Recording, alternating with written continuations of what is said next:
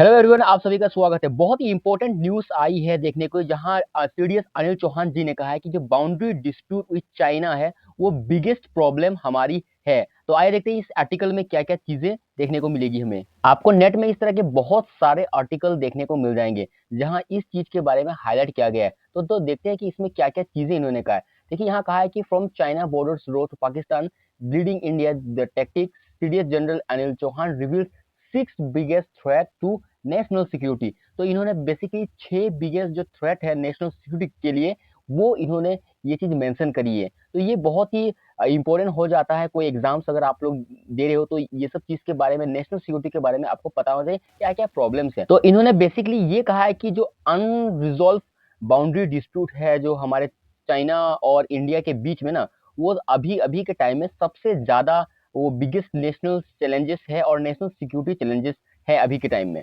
उसके बाद में जो सबसे बड़ा जो थ्रेट है वो आ जाता है जो पाकिस्तान के तरफ से जो प्रॉक्सी वॉर आती है, वो आपका दूसरे पॉइंट में आ जाता है। और ये क्या है कि लॉन्ग टर्म इंडिया को ये हर्ट करती है। और जो जो भी उन लोग आतंकवादी वगैरह क्रॉस बॉर्डर अटैक करते हैं, तो ये लॉन्ग टर्म हमें बहुत ही ज्यादा अफेक्ट करती है। फिर यहाँ उन्होंने कहा है कि जो उनको पूछा गया कि रीजनल इंस्टेबिलिटी कैसे अफेक्ट होती है, तो सीडीएस ने ये चीज को पॉइंट आउट किया कि जो हमारे नेबरिंग कंट्री है, अगर वहाँ सोशल पॉलिटिकल और इकोनॉमिक अगर कुछ प्रॉब्लम होती है तो वो डायरेक्टली इंडिया को इम्पैक्ट करती है। इससे क्या होता है कि रीजनल इंस्टेबिलिटी जो है वो थर्ड मेजर चैलेंज हो जाता है।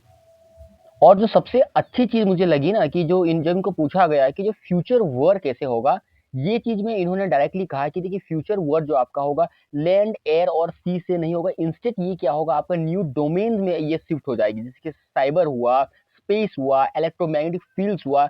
तो ये सब चीज के बारे में इंडिया को प्रिपेयर होना चाहिए। तो इस तरह के लेटेस्ट अपडेट के लिए चैनल को लाइक एंड सब्सक्राइब आप लोग जरूर कर दीजिएगा। जय हिंद, जय भारत।